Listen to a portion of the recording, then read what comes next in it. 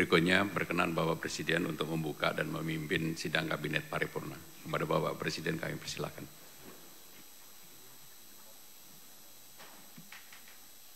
Ya, udara sejuk, udara bersih sesuai yang kita impikan bahwa kita ingin sebuah ibu kota yang green, baik energinya, baik kendaraan listriknya, baik lingkungannya, udaranya, semuanya. Kira bagus. Pak Menhan sendiri tanggapannya Pak terkait suasana IKN pagi ini? Ya saya kira kita semua merasakan ya suasana yang begini baik begitu. Saya juga dari tadi malam. Jadi ya memang pembangunan ini berjalan dan harus terus. Kalau bisa kita percepat ya kalau bisa. Tapi tentunya nanti pakar-pakar ya harus semua dikerahkan, semua kemampuan kita. Kalau saya optimis, saya lihat ya, saya kira bagus sekali.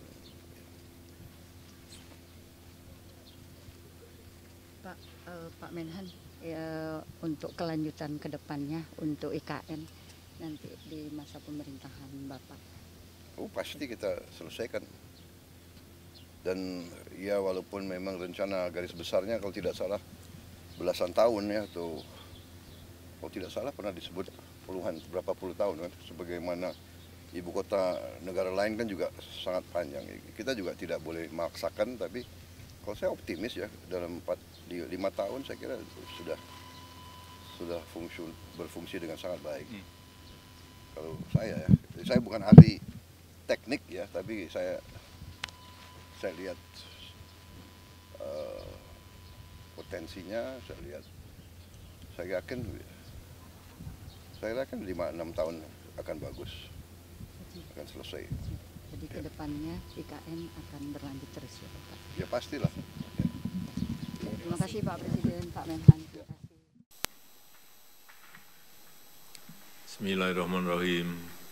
Assalamualaikum warahmatullahi wabarakatuh. Salam sejahtera bagi kita semuanya. Om Swastiastu, Namo Buddhaya, salam kebajikan. Yang saya hormati Bapak Wakil Presiden, yang saya hormati Bapak Presiden terpilih, Bapak Prabowo Subianto, para Menko, para Menteri, Panglima TNI Kapolri, Pak Jaksa Agung, Pak Kabin, Bapak Ibu sekalian yang saya hormati.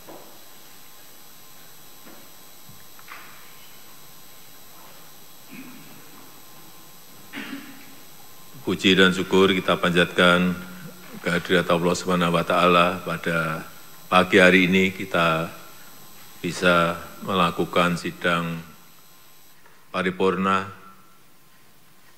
yang istimewa karena dilaksanakan pertama kali di Ibu Kota Negara Nusantara. IKN adalah sebuah kanvas yang mengukir masa depan dan tak semua negara memiliki kesempatan, memiliki kemampuan untuk membangun ibu kotanya yang dimulai betul-betul dari nol.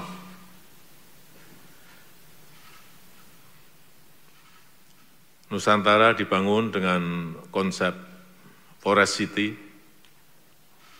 kota hutan, kota yang penuh dengan hijauan, bukan kota beton atau bukan kota kaca. Juga Smart City, kota yang ditopang dengan teknologi dalam setiap aktivitas kotanya, dan juga livable city, kota yang nyaman ditinggali. Dan kita merasakan pagi tadi betapa sangat sejuk, dingin, dan segar pada pagi hari ini karena air quality index-nya memang sangat rendah sekali, yaitu di angka 6. Pada maksimalnya di angka 50. Dan hampir banyak kota sekarang ini sudah di atas 50. Kepindahan ke Ibu Kota Nusantara ini juga sudah sering saya sampaikan, bukan pindah fisiknya yang penting, tetapi pindah pola pikir kita, pindah mindset kita, pindah pola kerja kita, bisa bekerja dari mana saja, juga pindah mobilitasnya, karena mobilitas di Ibu Kota Nusantara nanti semuanya memakai kendaraan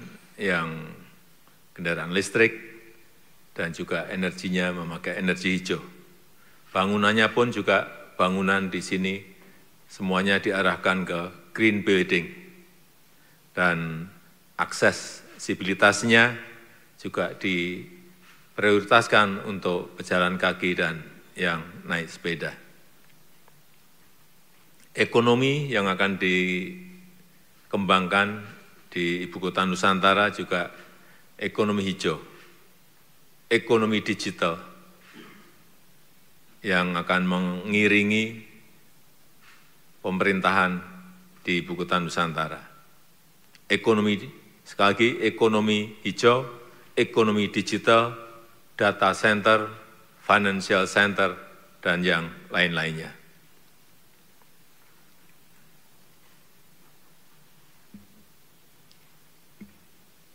Kalau ditanyakan keuntungannya apa yang didapatkan oleh masyarakat di Kalimantan, khususnya Kalimantan Timur, saya kira ini akan mendorong pertumbuhan ekonomi di Provinsi Kalimantan Timur, khususnya Balikpapan, lebih khusus lagi Kabupaten Pasir Panajam Utara. Dan kalau kita tahu,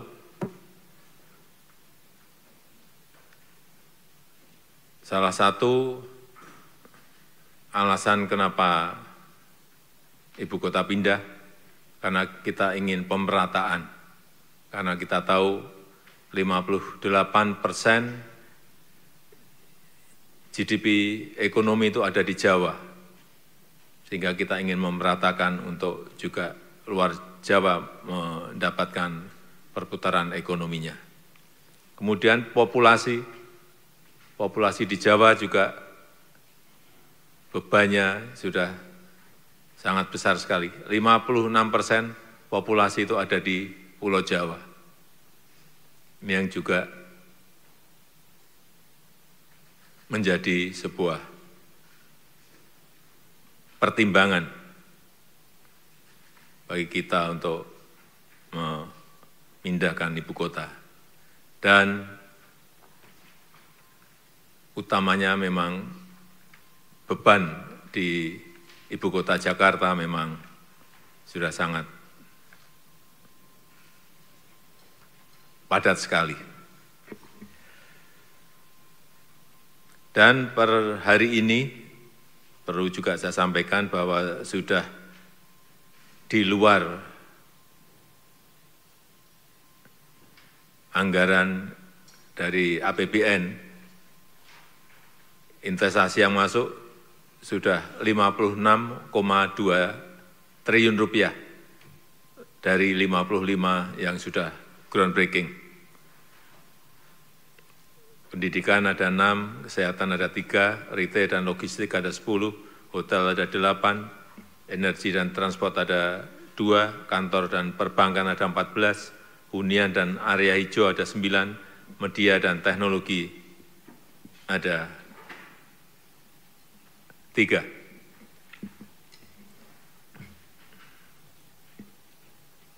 Yang kedua yang ingin saya sampaikan pada sidang paripurna pada pagi hari ini yang berkaitan dengan PMI.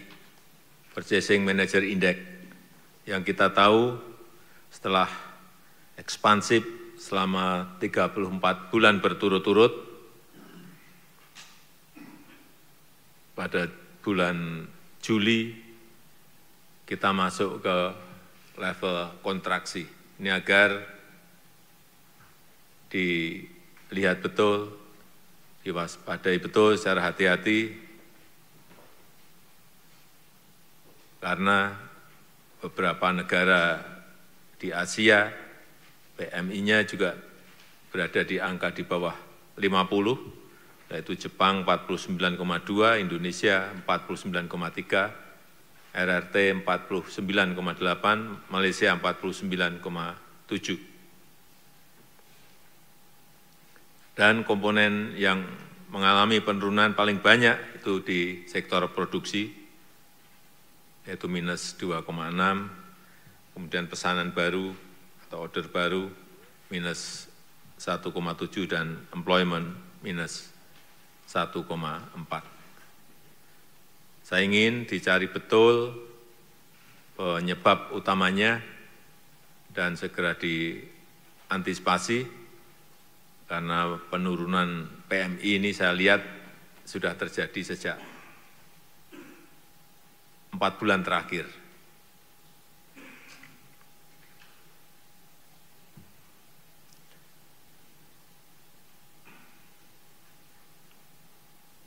Betul-betul dilihat kenapa permintaan domestik melemah, bisa karena beban impor bahan baku yang tinggi karena fluktuasi rupiah atau adanya juga serangan produk-produk impor yang masuk ke negara kita. Sehingga penting belanja produk lokal, sekali lagi saya tekankan, kemudian penggunaan bahan baku lokal, dan juga perlindungan terhadap industri di dalam negeri kita. Dan mungkin juga karena permintaan dari ekspor atau dari luar negeri melemah. Ini karena terjadi gangguan rantai pasok atau perlambatan ekonomi terhadap mitra-mitra dagang utama kita. Sehingga kita harus bisa mencari pasar non-tradisional dan mencari potensi pasar baru ekspor kita. Saya rasa itu yang ingin saya sampaikan dalam kesempatan yang baik ini. Silakan kalau ada yang ingin disampaikan. Terima kasih. Assalamualaikum warahmatullahi wabarakatuh. Mohon teman-teman media bisa meninggalkan ruangan. Terima kasih. Dan yang tidak diundang juga bisa meninggalkan ruangan.